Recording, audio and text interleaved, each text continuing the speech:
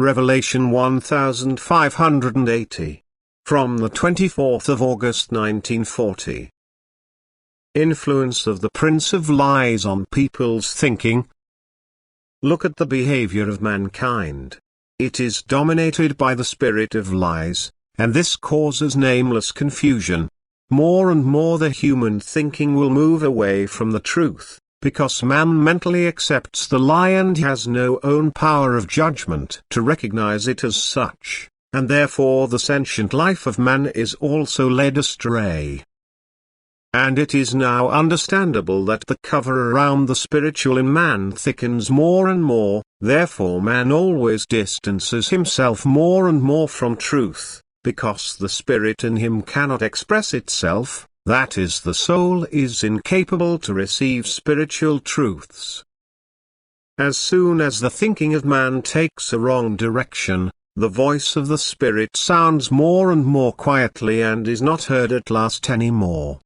The consequence of this is a mankind walking completely in ignorance, which strives for completely different goals than originally set for it.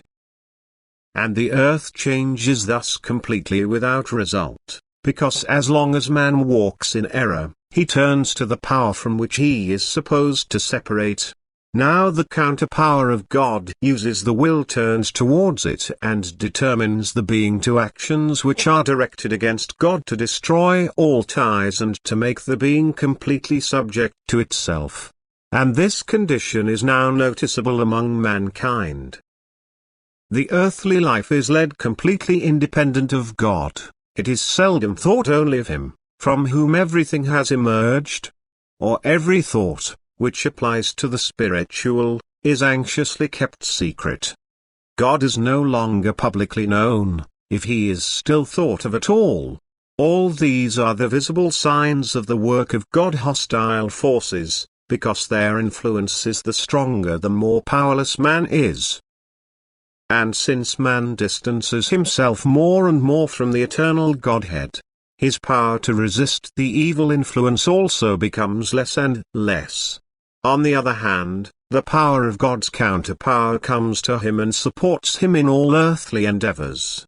So the earthly success is always guaranteed by that very power, and again the earthly success contributes to completely detaching from God, because man no longer needs divine power. So he does not call on God either, but he denies Him. And this is the adversary's intention, to make man completely turn away from God thought, because then he has Him completely in his power. He has become the victor over the being to whom it was free to concede victory. It has decided in favor of the opponent of God and has therefore completely reversed its way on earth. But God does not let these beings fall. He wants to give them the proof that everything earthly desirable is also subject to His power. That He can destroy it if it corresponds to His will. It is by no means haphazard destruction of what seems desirable to man, but it will also be this work of destruction, spiritually seen, of greatest advantage for innumerable entities. But the people, who do not recognize the deep meaning of this, are deeply hit by it, because everything is lost to them what meant content of life to them up to now. And now they stand again before the decision. To strive for the same again or to recognize the transitoriness of it and to collect now imperishable goods. Because in the moment of destruction the opponent loses power, and so the human being recognizes his powerlessness. The possibility is given that he recognizes another lord over himself and turns to him. Earthly goods are part of evil power, because they contain unredeemed spiritual things, and the human being should not desire what has been his abode for eternities. He should not strive for what he has taken endless times to overcome. And so the worthlessness of that must be obviously proven to him, so that he turns away from it and turns to what comes after him, after the life on earth. He must give up the earthly and desire the spiritual, then he overcomes also the last form and frees himself from every fetter. The spiritual, however, is something that remains, and therefore belongs to the realm of truth.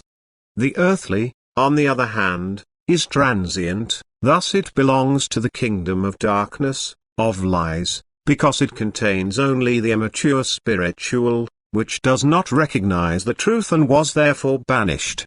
And therefore man can never stand in the truth as long as he desires earthly good and grants power to the prince of the lie exactly by this desire.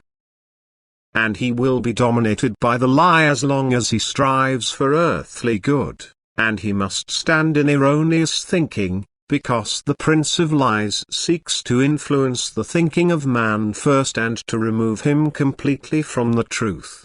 And therefore the condition of men is an exceedingly precarious one, and it can only be remedied when God himself breaks the power of the adversary by destroying earthly possessions. Amen.